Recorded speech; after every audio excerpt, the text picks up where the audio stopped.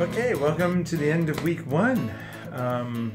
It's actually been a week and a day by the end of today, but we started last Thursday. No, we started last Friday morning. So and now it's Friday evening a week later. So I have lost 7 pounds, which is crazy in 7 days. I believe most of that is considered water weight. My belly still feels nice and full of fat. But I just wanted to give a quick summary of the overall week in case you didn't watch the daily progression. You just want to see how the first week went. I will say this. I don't feel any better. I was not expecting to feel better because in the book it says these 2 weeks are going to be difficult. But by the end of the 2 weeks, I should start seeing some improvements. And when I say I don't feel better, I've had Crohn's disease for like 20 years, or I guess it's 19 years or 20 years, somewhere around there.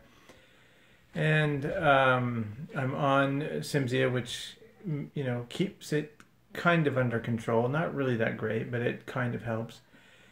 And that all feels about the same to me. So I haven't really seen any significant improvement. In fact, on one day, yesterday and the day before, my gut was actually bothering me more. I had this like spiked ball feeling inside of me. And I don't get that very often. It's been very stormy here. The whole reason I moved to Arizona was to get away from all the storms and weather changes because that really affects my Crohn's disease quite significantly. So, you know, as usual, when the storm rolled in, I reacted.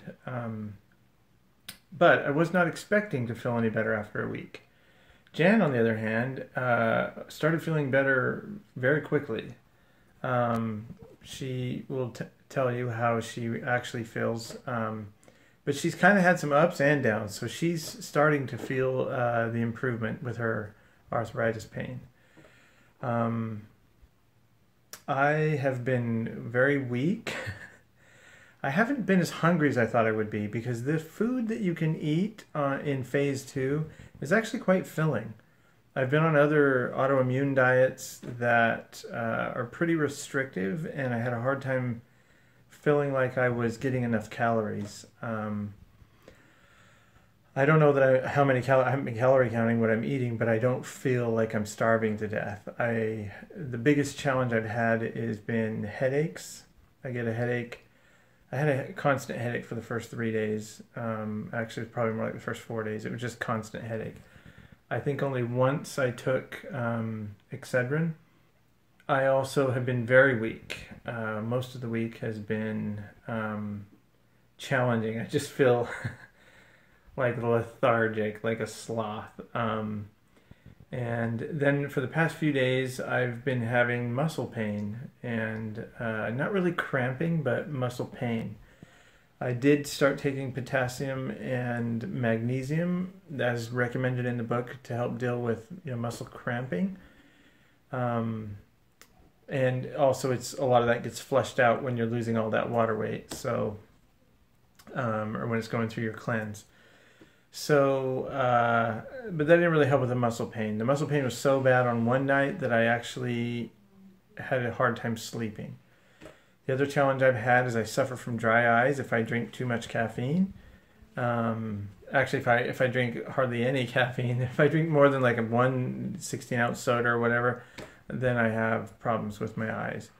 Mostly just one eye, and it will just, the little oil glands get clogged up, and it's just horribly irritating. It feels like I have massive rock in my eye, and it takes forever to get better. I had not been drinking caffeine for most of the week, and that was happening to my eye. I was a little confused, but then I realized that, you know, during the cleanse and for a day or two after, I was peeing like I was drinking a lot of caffeine. I mean, I expected, you know, to more have like diarrhea symptoms, but I didn't. In fact, I was afraid I was going to get constipated because I was not regular for those first 3-4 days, and but I had to pee like Jann said, like a pregnant woman, like so much. So I'm sure that initially I just wasn't replenishing enough water, and that sort of had the same effect that caffeine does, where it just takes all the water out of my system and causes my eyes to act up. But I've been trying to drink about 75 to 80 ounces of water a day. Some days I've even done more than that because I'm peeing so much. But now, by the end of the week, in the last day or two, I have still been peeing a lot, but that's more normal amount just because I've been drinking a lot of water. And I plan to continue to drink a lot of water. One of the things that we've been doing all week is trying all the recipes in the book. Not all of them, but a lot of the recipes. Of course, during the 3-day cleanse, we did, I think, all of the recipes on the 3-day cleanse. And we were surprised at how good they are. Honestly, we have not eaten anything that wasn't good. I just made cookies. They're not actually in the book that I don't think, but we were just it's hard to give up your standard American diet. I definitely feel like, and Jen has said the same, like we're going through withdrawals. My body's angry with me, and my kids are not on the diet, and they're adults, 19 and 20. How old is Josh? 22. And it's so they're buying junk food and eating pizza and all sorts of sugar and candy, and of course I want to eat it, but I'm just like, you know what? If I eat it, then I won't get a true test if the diet works. Because I think a lot of times when people say I've tried every diet and they don't work, it's because they don't commit to 100%. So I've really, really, really tried to be 100%, and I think I don't think I've cheated. I don't remember ever eating anything that I wasn't supposed to this day. I'm sure at some point I probably will eat something that I wasn't supposed to, but so far I've been trying to really give it a fair shot to see. And so we'll see at the end of the next week how I feel. I'm hoping that I'm kind of the typical pattern that during this first week I'm not going to feel great, I'm going to be weak, and all those things. I did start taking some supplements. I have a probiotic and a prebiotic that I've been taking because I don't think I'm getting enough of that stuff from my diet right now. In the future, as I learn to cook some of these other foods and do a lot of those things, I think that may change, and maybe I won't necessarily need maybe I won't need either one of them, but we'll see how my diet goes. Right now I do. And then I did start drinking green tea, just for the benefits of the green tea, and then also just the caffeine. I've been so weak lately, so I've been just that little caffeine shot, and I don't make it strong or anything, but just that little caffeine helps kind of get me going. And then in the mail today, I got the oil, the XCT oil, but it's the MCT oil, one of the oils from Bulletproof. I didn't get their brain juice one or whatever it is because I thought I'd try the one that's not quite as strong right away, because I've never used any sort of oil like that. Go through a bottle of that and see how it does, and then maybe I'll upgrade to the more expensive one that everybody seems to love. But that should hopefully kind of get... I've definitely had brain fog. I've definitely been lethargic. I get done with work at the end of the day, and I just want to be a vegetable. So that's kind of how my week went. I would say it was definitely a tough week, but of all the other anti-inflammatory or similar type of diets I've done, I think this one has the best food.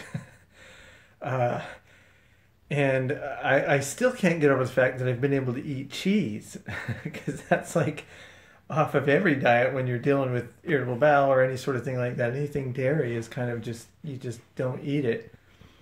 And I don't normally eat any dairy except cheese, and even when I do eat cheese before this diet, it was always sparingly, but I would eat it on pizza or like a cheeseburger, and that was about it. but it has to be a very specific kind of cheese. And that cheese that we've had, I think, twice in the last week was the water buffalo mozzarella cheese, which looks nasty, but it's fantastic on those big portobello mushrooms.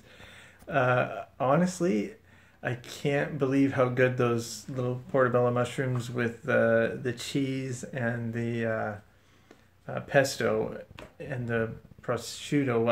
I'm never going to say that right, but the little thin sliced Italian ham, they're so good. I did make the sugar cookies that were on the website that Dr. Gundry posted around Christmas time. We were just sort of craving. My daughter has her birthday tomorrow, and she's got all kinds of sweets and cakes and everything else. I thought, you know what? We better have something we can eat, or we're going to cheat.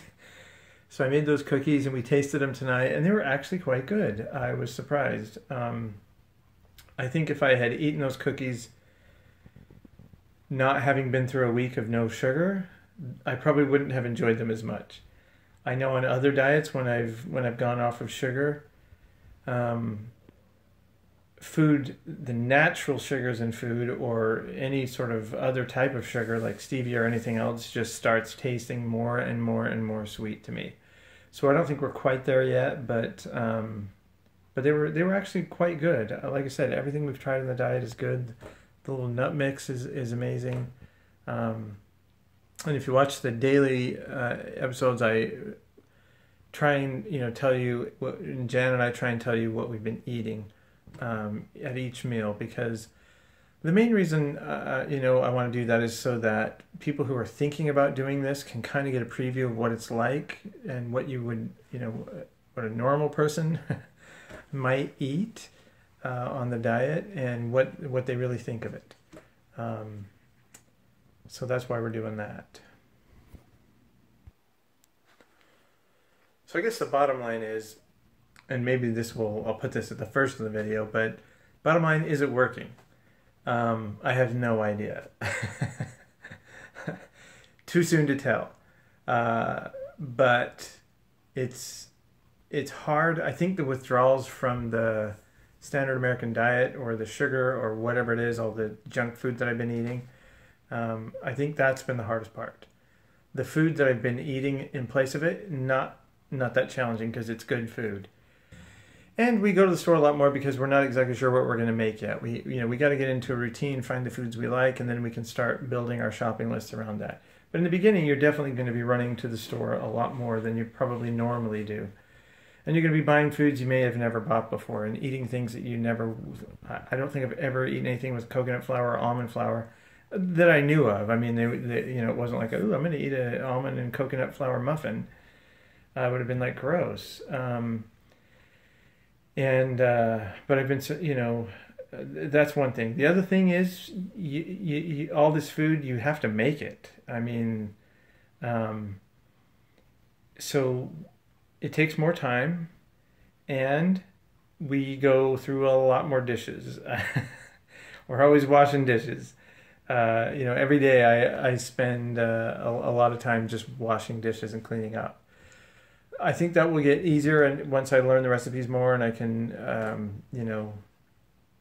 kind of get down a routine and know what I can do ahead of time and all that sort of stuff. But right now, that is definitely a challenge. But it's not like I spend an inordinate amount of time. The only thing that really took quite a long time was the cauliflower pizza. So, yeah, back to my bottom line. It is too soon for me to tell, but I have high hopes. I feel like mentally it's been easier for me to adjust to, because there are so many good foods on it. I've been surprised at how much, comfort style food I eat on this diet. For example, no other diet I might going to be eating muffins, because usually there's carbs restricted or some other reason, grains. So when we can make a muffin, a blueberry muffin, I made chocolate muffins, and the chocolate muffins were really good. Yeah, they don't taste exactly like sugar, but like I said, the longer you're away from sugar, the more your brain starts to say, this is sugar, and it tastes good. but there's just something about being able to eat that, kind of a comfort food. I eat those muffins or even the cookies or things like that, or even the pesto. I mean, the pesto, man, I can put that on anything and it makes it taste good. We were getting kind of tired of the vinegar um, based or lemon based salad dressings, so I'm like, well, I'm just going to put pesto on my salad, and it was fantastic. We pretty much have just stuck to the book, with the exception of the cookies, because I was like, well, let's just try these recipes. These are ones that the doctor recommended. Um, I was like, I gotta put goat butter in these cookies. Are you kidding me? Goat butter? That just sounds gross. Uh, and of course, it's just a plain. The butter I bought was just plain. I don't think it was salted or anything like that. And I tasted it. I'm like, it tastes like butter. If anything, it tastes better than some of the just plain butters I've had in the past. So, um, and the grated cheeses and stuff, the hard cheeses that he recommended, I eat those and I'm like, oh my gosh, this is what Parmesan is supposed to taste like. It's so good. And I'm like, okay, well now I know why, when you eat out at a fancy or a nice Italian restaurant and they're using the real Parmesan cheese, not the stuff in the green can, you're like, okay, this is good. It actually packs a punch of flavor. So bottom line is, week 1 is a thumbs up, even though I feel like crap most every day. I'm still very, very excited about this diet, and I hope it works.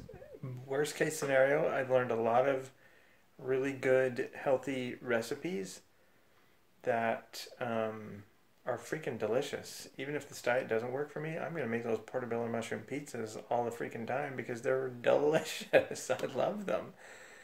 And I can eat them guilt-free. That's the best part. So I'm sure you can get fat on this diet if you just ate all the really fatty stuff. But anyway, that's my summary for week 1.